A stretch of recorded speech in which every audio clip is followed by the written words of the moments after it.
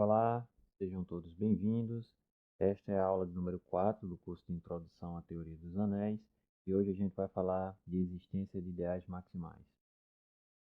Bem, na aula passada a gente definiu o que era um ideal maximal e o que era um ideal primo, né?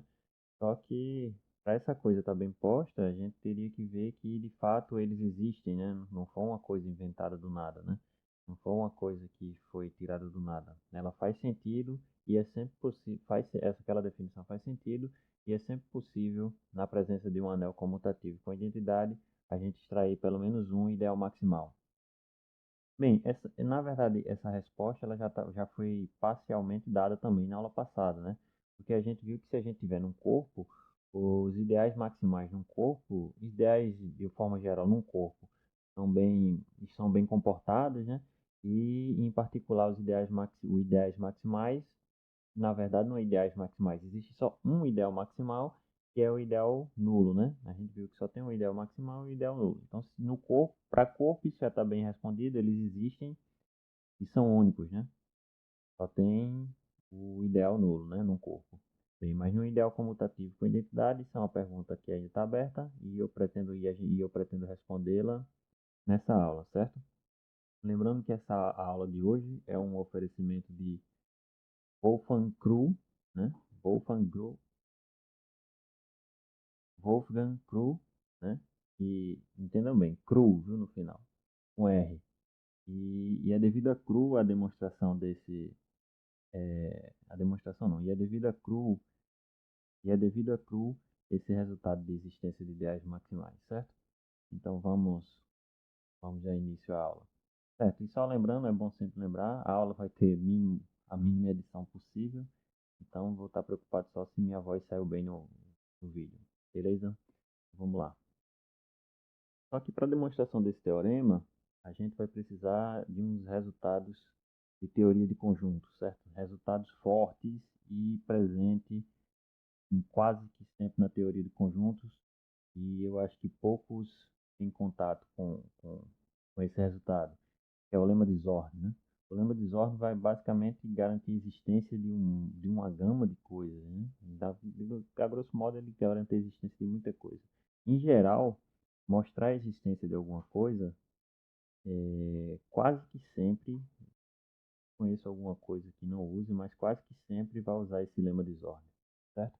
Mas para usar esse lema de Zorn, a gente vai precisar de um terrenozinho. A gente vai ter que aplanar o terreno e para dar sustentação aqui ao lema de Zorn, certo? Então vamos definir algumas coisas antes. Uma primeira coisa é que vamos definir o que é uma relação de ordem, né? O que é uma relação de ordem? Bem, seja X um conjunto não vazio. Uma relação R nesse conjunto X é uma relação de ordem se para todo x, y e z nesse conjunto tivermos que R é uma relação reflexiva, ou seja, qualquer elemento do conjunto está relacionado com ele mesmo, né? Ou seja, se x está sempre relacionado com x para qualquer que seja o x no conjunto x. Segundo, essa relação é antissimétrica, certo? O que quer dizer antissimétrica? Quer dizer que se x está relacionado com y e y está relacionado com x, então isso implica que x é igual a y. Então essa relação é antissimétrica e a antissimetria é isso aí. Além disso, essa relação ela também é transitiva, ou seja, se x está relacionado com y e y estiver relacionado com z, isso significa que o x está relacionado com z, certo? Então, a relação de ordem é uma relação que atende essas três propriedades: reflexiva, antissimétrica e transitiva. Beleza? Então, neste caso, X com essa relação é chamado de conjunto parcialmente ordenado. Certo? Parcialmente porque, a princípio, só uma ordem parcial, né? Só faz... Tem alguns elementos que são relacionados, né? Além disso, se para todo x, y tivermos que x está relacionado com y, ou y está relacionado com x, aí essa relação ela sobe de patamar, né? Então ela passa a ser chamada de relação de ordem total. Total porque isso sempre está dizendo que qualquer dois elementos você consegue relacionar, né? Qualquer dois elementos desse conjunto é possível relacionar com essa relação R, né? É possível ter fazer uma ligação entre eles com essa relação R. Certo? Bem, mas a gente vai ver que nem toda relação é de ordem total, certo? A gente vai definir, fazer uns exemplos ali abaixo e vai atentar para essa coisa, para você ver que nem toda relação é total. Vai ter conjuntos de uma relação que nem todos dois, nem quaisquer dois elementos aí não vão estar relacionados, beleza? Certo? E nesse caso, x com a relação R vai ser chamado de conjunto totalmente ordenado, né? Em vez de conjunto parcialmente ordenado, vai ser conjunto totalmente ordenado se essa relação for de ordem total, certo? Então, só para fixar bem essa ideia, vamos ver alguns exemplos. Bem, o primeiro exemplo clássico aqui é que a relação de menor ou igual, certo? Ela é uma relação de ordem no conjunto dos números inteiros, né? Por que isso é uma relação de ordem em conjuntos inteiros? Eu vou mais explicar, porque é coisa de teoria de conjunto, então a gente vai só mais comentar e vai usar pouco, certo? Então vamos comentar por que isso é uma relação de ordem. Bem, é só você olhar para como é a estrutura dos números inteiros, né? Por exemplo, se você pega um número inteiro qualquer, um número inteiro é sempre menor ou igual que ele mesmo, e isso, um número inteiro é sempre menor ou igual que ele mesmo. Então, a propriedade de reflexibilidade está valendo, né? Porque um número inteiro é sempre menor ou igual que ele mesmo. Então, um vale para essa propriedade aqui, né? Para essa propriedade de menor ou igual. Veja bem, R agora é essa relação de menor ou igual, certo? Essa relação é antissimétrica, ou seja, se A é menor ou igual que B e B é menor ou igual que A, isso implica que A é igual a B. Sim, né? Isso implica com certeza, né? Se você tiver dois números inteiros quaisquer, você vê que esse número inteiro e o número inteiro A é menor ou igual que B e o número inteiro em B é menor ou igual que A, isso significa de imediato que A é igual a B. Inclusive, usa isso bastante lá na parte de teoria, em exercícios, na parte de teoria de números inteiros, né? Aritmética dos números inteiros, né? Beleza? E pronto, falta ver a segunda parte. Bem, se um número A é menor ou igual que o número B, e por sua vez esse número B é menor ou igual que o número C, isso implica com certeza que o número A é menor ou igual que o número B, que o número C. Não é isso? Então, isso torna o menor ou igual uma relação de ordem em Z. Se eu tirasse a igualdade aqui, o menor ou igual, e botasse só o menor, isso seria uma relação de ordem em Z? Sim, não, talvez. Não, talvez não rola não, né? Só é sim ou não aqui. Matemática só é sim ou não. Talvez não rola. Tem até uma coisa da... O pessoal faz uma hipótese do terceiro excluído, mas aí eu particularmente desconheço. Mas eu acho que só para aqui só vai servir sim ou não. Bem, o menor, ele não é relação de ordem, né? Por que ele não é relação de ordem? A primeira propriedade de reflexibilidade não é atendida, né? Um número inteiro nunca é menor estrito do que ele mesmo, né? Não vai ter um número inteiro menor estrito do que ele mesmo, né?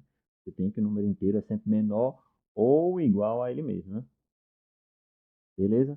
Então, o menor sem a igualdade aí não seria uma relação de ordem em si. Agora, vê só. Essa relação é uma relação de ordem total em Z? Sim, não. E aí, o que que acha? Dá uma pausazinha no intervalo, pensa um pouquinho, e depois vê se está a resposta ou não. Bem, então vamos voltar aqui com a resposta dessa pergunta. Bem, ela é uma relação de ordem total. Sim, é uma relação de ordem total, né? Deve se lembrar que se você pegar quaisquer dois números inteiros, você sempre dá para ver quem é menor ou quem é maior, né? Então, se fosse A e B, isso chama até tricotomia dos números inteiros, né? Então você pega dois números inteiros, então ou um ou A, você pega dois números inteiros, AB. Então A é menor ou igual que B, ou B é menor ou igual que A, ou A é igual a B. Então, ou seja, o menor igual entre eles aí sempre é válido, né? A tricotomia dos números inteiros. A tricotomia dos números inteiros garante aí que essa relação é uma relação de ordem total. Qualquer dois números inteiros, a gente sabe quem é menor e quem é maior, né? Beleza? Vamos a um segundo exemplo. Bem, seja X um conjunto não vazio e P de X. Quem é P de X? Esse P caligráfico aí de X é o conjunto das partes de X, ou seja, é o conjunto formado de todos os subconjuntos possíveis de X, beleza? Então, é um conjunto formado por subconjuntos de X, beleza? Então, veja só. A relação de inclusão, né, ou seja, de contido, né, em relação de inclusão aqui, entre esses conjuntos, entre esses subconjuntos de X, é uma relação de ordem, né? Por que é uma relação de ordem? Vamos ver que realmente atende lá. Aí lembre-se lá da teoria de conjuntos. Você pega um subconjunto de X, né? Bem, é claro que um subconjunto sempre está contido nele mesmo, né? Qualquer conjunto até está contido nele mesmo. Então, um subconjunto está contido nele mesmo. Então, beleza, é reflexivo. Bem, se um subconjunto A estiver contido no subconjunto B e esse subconjunto B estiver contido no subconjunto A, então isso implica que o conjunto A é igual ao conjunto B, né? Exatamente, e isso é verdade mesmo, que é exatamente o que a gente usa para mostrar quando é que dois conjuntos são iguais. É a condição para que dois conjuntos sejam iguais, né? Dois conjuntos são iguais quando um está contido no outro e o outro está contido no um, beleza? Então ele é antissimétrico.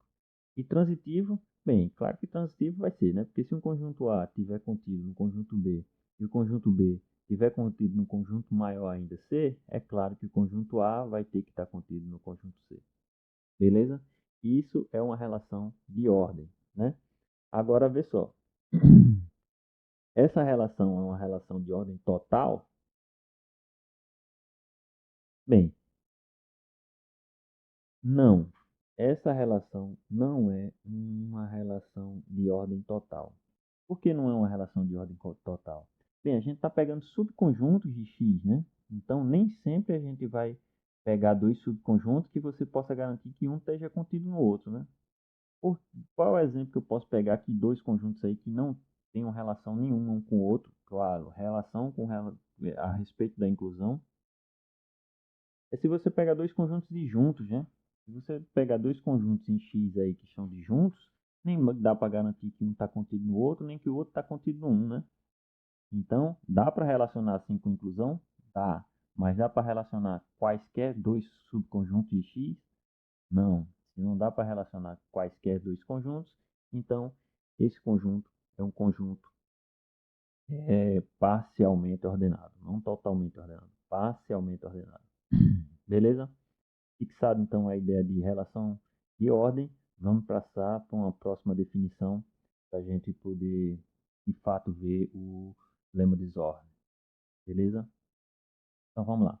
Seja X um conjunto parcialmente ordenado e C um subconjunto totalmente ordenado, certo? Então, quem é esse C um subconjunto totalmente ordenado? Significa que quaisquer dois elementos de C lá, eu consigo relacionar via essa relação R aqui, né? Eu consigo juntar eles via relação R, beleza? Então, não é X que é totalmente ordenado, é C que é totalmente ordenado, beleza?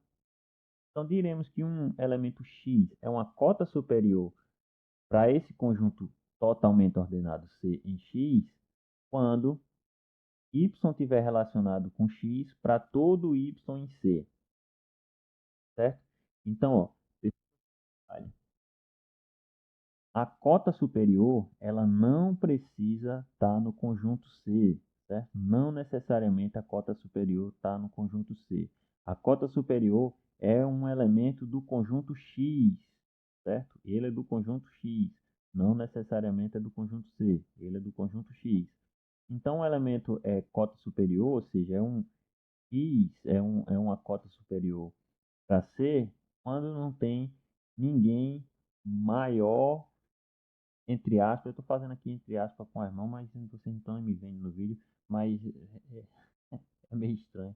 Mas é só, maior entre aspas, certo? Maior entre aspas, né? Ou seja, se você encontrou alguém, ou se você encontrou alguém, não, desculpa, perdi a noção agora quando eu fiz o X entre aspas, foi engraçado. Ou seja, ele está na frente de todo mundo, né? Ele é maior que todo mundo, segundo essa relação aqui R.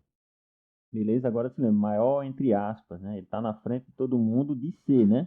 Ele é um cara de X, ele é um cara do conjunto maior, e está na frente de todo mundo de C. Beleza? Então, isso é uma cota superior. E um elemento maximal, né? Então, um elemento x é dito maximal nesse conjunto x sempre que, se eu tiver um elemento y tal que x esteja relacionado com y, então isso implica que x é igual a y. Né? Então, ou seja, quando é que um elemento é igual? Quando não tem ninguém maior que ele, né? Maior entre aspas de novo. Toda vez que eu estou fazendo aqui, mas maior entre aspas de novo, né? Então, veja bem. Ou seja, maior segundo essa relação é maior entre aspas, né? Se você encontrou alguém que é maior, entre aspas, aqui, do que esse elemento x que é maximal, então você pegou o cara errado. Na verdade, você pegou o x disfarçado. Só tem o x que é o maior. Beleza? Então, com essa ideia de cota superior de elemento maximal, é que a gente tem o lema de Zorn. E o que diz o lema de Zorn? Seja X um conjunto parcialmente ordenado. Bem, se todo subconjunto, veja bem, se todo subconjunto totalmente ordenado de X possui uma cota superior, então X possui um elemento maximal. Beleza? Então veja bem, se eu tiver um conjunto parcialmente ordenado em que todo subconjunto totalmente ordenado tiver uma cota superior, então esse elemento possui um elemento maximal. Beleza? Esse é um resultado importantíssimo de teoria do conjunto, um canhão da teoria do conjunto, que garante a existência de muita coisa. Se alguém já viu algum curso de álgebra linear um pouco mais avançado, né, sem ser aqueles cursos introdutórios, já deve ter tido contato com esse lema de Zorn para mostrar que todo espaço vetorial ele possui uma base, né? Então, quando você pega um espaço vetorial, toma uma base do espaço vetorial. Você pode sempre tomar uma base, porque as bases existem, e como é um teorema de existência, eu falei no início, em geral, uso o lema de Zorn, e esse teorema de existência de base também usa o lema de Zorn. Esse da gente também é um teorema de existência, né, que vai garantir a existência de ideais maximais, e a gente também vai usar o lema de Zorn. Né? Então, veja bem o que é que eu preciso do lema de Zorn. Eu preciso de um subconjunto parcialmente ordenado um conjunto parcialmente ordenado em que todo subconjunto totalmente ordenado possui uma cota superior. Se eu conseguir isso, qual é a conclusão? O meu conjunto X lá, ele possui um elemento maximal. Beleza? Guarda essa informação, porque é o que a gente vai usar para demonstrar o teorema de Cru, né? De novo, olha aí como é que é escrito. Cru, cuidado na pronúncia. Vamos lá, e o que diz o teorema? Bem, o teorema diz o que eu já tinha comentado no início da aula, né? Se A diferente de zero é um anel diferente do anel nulo, é um anel comutativo com identidade, então A admite um ideal maximal. Beleza? Como eu falei, a gente vai usar o lema de Zorn, então a gente vai ter que adequar as hipóteses aqui para poder concluir e matar o teorema usando o lema de Zorn, né? Então vamos lá, vamos preparar o terreno para que esse problema seja adequado ao lema de Zorn, né? Então, primeiro de tudo, né? O que a gente precisa do lema de Zorn? A gente precisa de um conjunto e dotar esse conjunto de uma ordem, certo? Deixa eu dar um pauzinho para a água aqui. Então vamos lá. O conjunto é esse. O conjunto é o conjunto X, formado dos subconjuntos próprios de A, mas não são subconjuntos quaisquer, né? Esses subconjuntos têm que ser ideais, né? Então quem é X? X são os subconjuntos próprios, tal que X são os izinhos subconjuntos próprios de A, tais que esse izinho é ideal. Beleza? Então, para poder definir uma ordem aí, a primeira coisa que tem que acontecer é o quê? Exatamente. Esse conjunto ele tem que ser não vazio, né? Porque se ele for vazio, como é que você vai relacionar as coisas se não tem ninguém dentro dele? Beleza? Mas esse conjunto, ele é não vazio. Por que ele não é não vazio? Eu não estou tomando só os ideais próprios. Quem é um ideal próprio que com certeza está aí? É o ideal nulo, né? E esse ideal nulo está aí porque esse azinho é diferente de zero. Então, isso aqui é o ideal próprio, né? Que o azinho é diferente de zero. Beleza?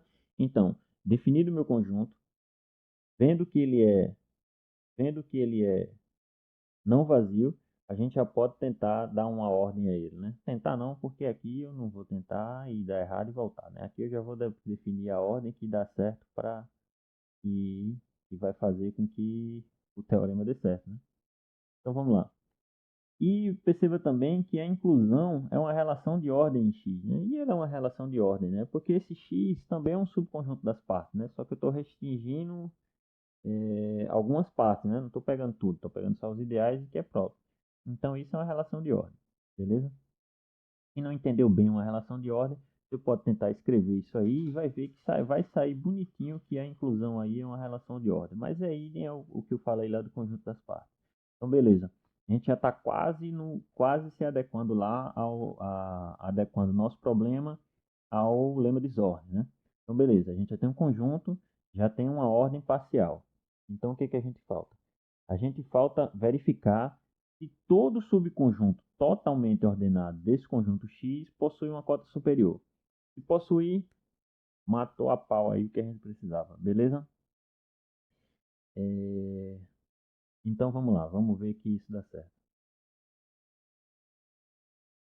Então seja C um conjunto totalmente ordenado. Aí se lembre que sempre que você está dando alguma coisa nova, uma definição, o que é que eu peço para que você faça? Escreva o que isso significa, né? Então, seja esse C igual aos ideais indexados por esse lambdazinho aqui, e esse lambda varrendo um conjunto de índice aqui, gama, certo? E ele é totalmente ordenado. O que significa ser totalmente ordenado? Ou seja, né? Claro, esses ideais indexados com lambda, eles são subconjuntos próprios, né? Porque isso aqui é um subconjunto de X, né? Esse aqui é um subconjunto de X, e X é formado por ideais próprios. E além disso, se eu pegar dois índices aqui, com certeza o ideal alfa vai estar contido no ideal beta, ou o ideal beta vai estar contido no ideal alfa. Por que isso acontece? Porque esse conjunto C aqui é um subconjunto desse conjunto X totalmente ordenado. Então, ou seja, quaisquer dois elementos aqui, quaisquer dois ideaizinhos aqui estão relacionados. E qual é a relação? Inclusão. Então, quaisquer dois ideais, ou um está contido no outro, ou o outro está contido no um. Beleza? Então, sempre eu vou ter dois ideais, eles vão estar relacionados sobre a inclusão, né? Beleza? E o que é bacana que aconteça para que a gente adeque lá ao lema de desordem. Veja que lá no lema de desordem, para a gente usar o lema de desordem, a gente tem que ter todo conjunto, todo subconjunto totalmente ordenado tem que ter uma cota superior. Então, ou seja, a gente pegou um subconjunto ordenado, totalmente ordenado qualquer. Então, se a gente pegou qualquer, a gente já pegou todos. E o que a gente tem que mostrar? Que esse cara aqui tem uma cota superior, lembrando que a relação é a relação de inclusão. Então, quem consegue chutar aí, quem vai ser o candidato à cota superior, né? Sempre que o candidato à cota superior, como está com a inclusão, tem que ser um conjunto que contenha todos os elementos desse IC, né? Desculpa, todos esses lambda ao mesmo tempo, né? Então, beleza? Qual é o conjunto? Quem consegue chutar aí? Dá uma pausazinha, pensa um pouquinho e vê se volta. Bem, voltando aqui, se você chutou que a união de todos eles contém, vai ser o candidato à cota, aí você chutou certo, beleza? Por que candidato à cota à união? A união é candidata à cota porque a união de você pegar unir todos esses caras, é claro que qualquer cara tem que estar contido nessa união aqui, beleza? Agora veja bem, a gente não pode tomar a união de uma forma qualquer e já garantir que ela é cota. Por que não dá para garantir que ela é cota? Lembre-se que cota é um conjunto que pertence, é um elemento que pertence a esse conjunto X, né? Então, ou seja, a união, você já garantiu mais ou menos aqui, depois a gente vai escrever, mas a união, você chutando isso como uma união, já garantiu que isso aqui com certeza é uma cota porque todo mundo está contido. Então, só falta mostrar E esse conjunto J aqui, ele está em X, né? Ou seja, ele é um ideal e é um ideal próprio, beleza? Então vamos por partes. Primeiro eu vou mostrar aquele ideal, vou pular aqui porque vou mostrar primeiro que ele é um ideal e depois mostrar que ele é próprio, porque vai ficar mais fácil ver que ele é próprio depois que ele for um ideal, certo? Então vamos ver lá. J é um ideal, né? Vamos ver que J, a união de todos esses ideais aí, é um ideal, beleza? De todos esses ideais aí em si. Bem, de fato. O que é que a gente precisa, se você lembrar lá, o que é que a gente precisa para mostrar que um conjunto é o ideal? Mostrar que a subtração de dois elementos está lá e a lei da absorção, né? Então vamos lá. Pega dois elementos nesse conjunto que é candidato a ideal. De novo, como eu sempre falo, se pegou duas coisas em um conjunto, escreve o que é que significa essas coisas estar nesse conjunto. Bem, esse conjunto J não é uma união desses ideais aqui e lambda, não é? Então, se esse x está nessa união toda, significa que esse x está em algum ideal desse daqui. Então, x está em algum i alfa e esse y aqui, que também está em j, tem que estar em algum i beta desses ideais aqui. Então, se xy está em j, então significa que x está em i alfa e y está em i beta para algum alfa e beta nesse conjunto aqui, nesse conjunto de índices. Então, ou seja, o x está em algum ideal daqui desse conjunto C e o y está em algum ideal desse conjunto C. O que é que a gente tem que investigar? A gente tem que investigar se x menos y está lá, certo? Mas se lembre que esse conjunto C é um conjunto totalmente ordenado. Então, esses y, esse ideal i alfa e esse ideal i beta, eles estão relacionados em inclusão, certo? Ou essa inclusão ou essa inclusão. Eu vou supor, sem perda de generalidade, que essa inclusão aqui ocorra, certo? Se essa inclusão aqui ocorre, o que é que acontece com x menos y? Bem, x menos y vai com certeza estar em beta, em i beta, né? Nesse ideal i beta. Por que esse x menos y vai estar nesse ideal i beta? Porque olha onde é que está x. X está em i alfa, né? Mas a gente está supondo que i alfa está contido em i beta. Então x também está em i beta, beleza? E o y está em i beta, né? Se o y está em i beta, a subtração de dois caras que estão em I beta, com certeza tem que estar em I beta, porque I beta é ideal. Beleza? Uma coisa bacana também aqui, para você tentar reescrever quando você estiver estudando e vendo essa aula, é pegar essa outra inclusão aqui, né? Que eu estou supondo sem perda de generalidade que isso acontece.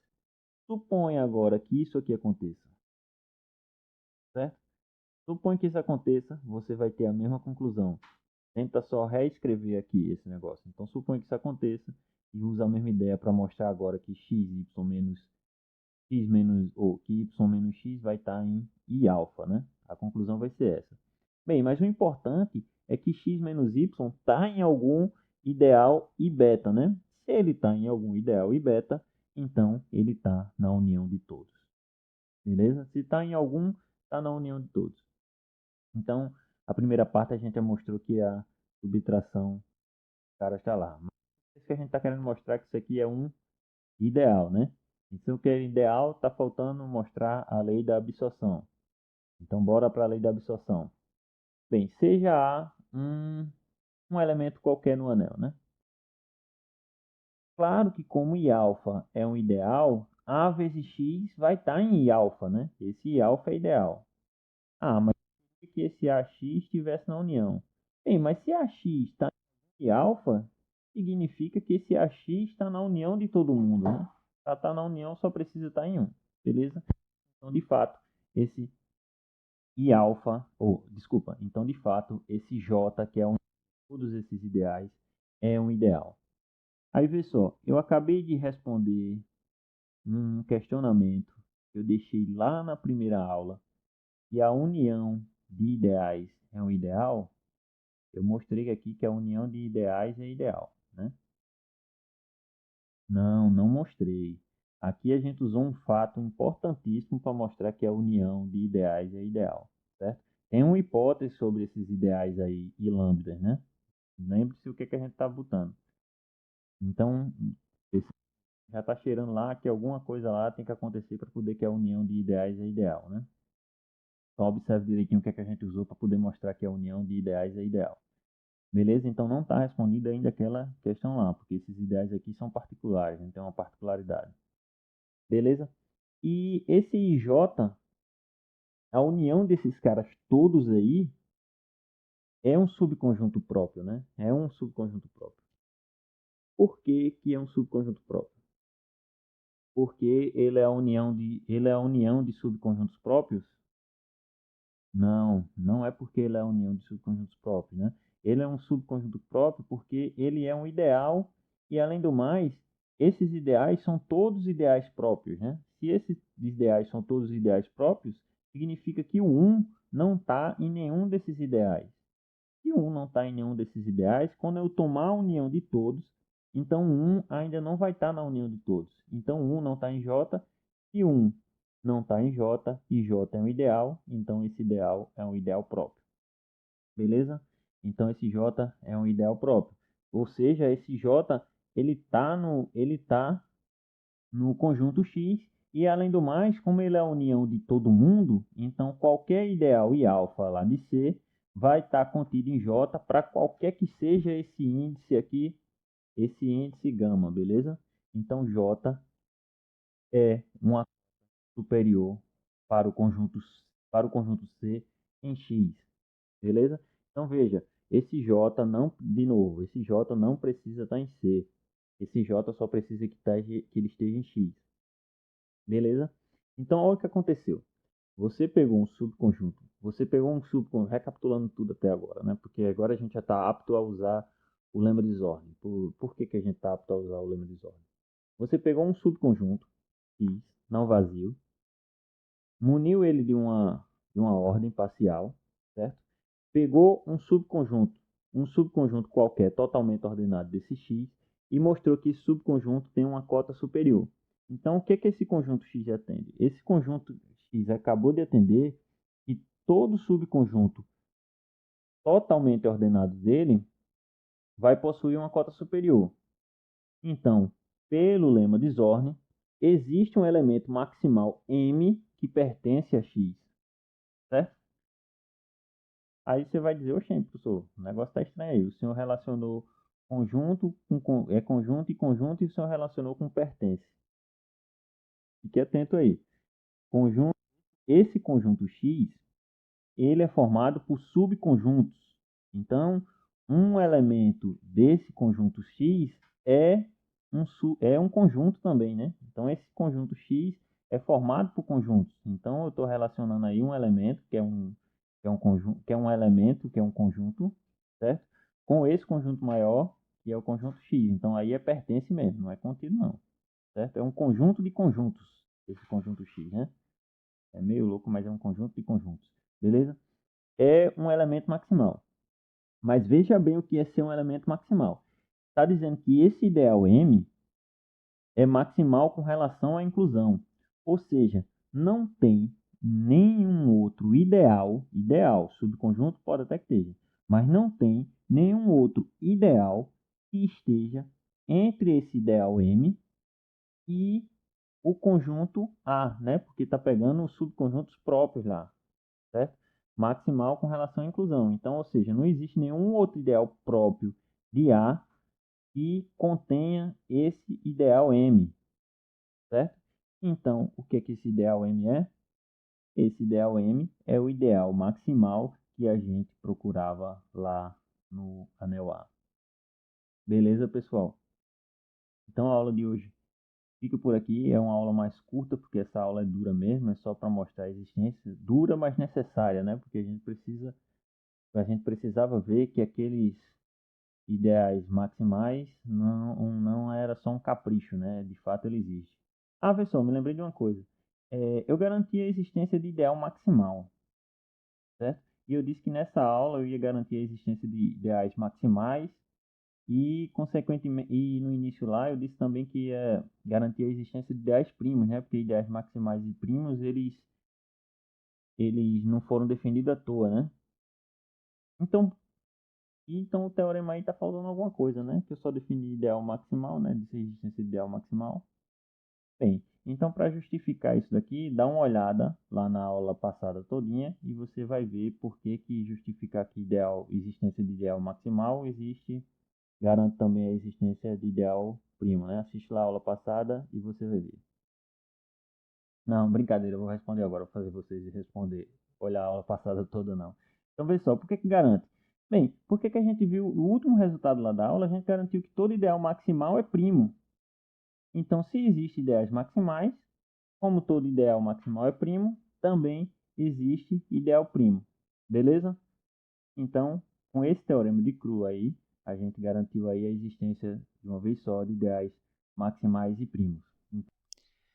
Bem, pessoal, essa foi a aula de hoje. Espero que todos tenham aprendido um pouco mais sobre teoria dos anéis. E se você aprendeu um pouco mais e gostou do vídeo, então não precisa dar like, não precisa compartilhar esse vídeo, nem tampouco me seguir em rede social nenhuma. Até porque eu não tenho rede social nenhuma além do YouTube e o WhatsApp. Bem, mas se você sente uma necessidade incontrolável, quase que incontrolável de seguir alguém ou alguma coisa, siga o canal do Departamento de Matemática da UFRPE, certo? O canal é DM UFRPE e está na descrição do vídeo aí mais embaixo. Sigam lá, lá é muito mais interessante do que seguir meu canal, porque essa aula estou fazendo agora durante esse período remoto, disponibilizando aqui, mas eu acho que provavelmente não vou fazer mais nada para esse canal além dessas aulas. Tá ok? Mas aí seguir no canal do Departamento de Matemática é muito melhor, porque lá tem palestras, tem mini cursos, tudo que já foi ofertado e o que será ainda ofertado online, que vale muito a pena ver. Palestras interessantíssimas, encontros e congressos inteiros feitos de forma online, de forma remota, e material muito vasto e que sempre está sendo atualizado. Então, se quiser seguir alguma coisa, segue lá o DM, o FRPE. Bem, no mais, deixo agora com vocês as referências que eu uso para fazer essas aulas. Até a próxima. Tem vida desimpedida, vaca da teta comprida, entre outros animais. Rapaz, se eu te digo, tu não acredita. Lá não existe Deus nem Satanás.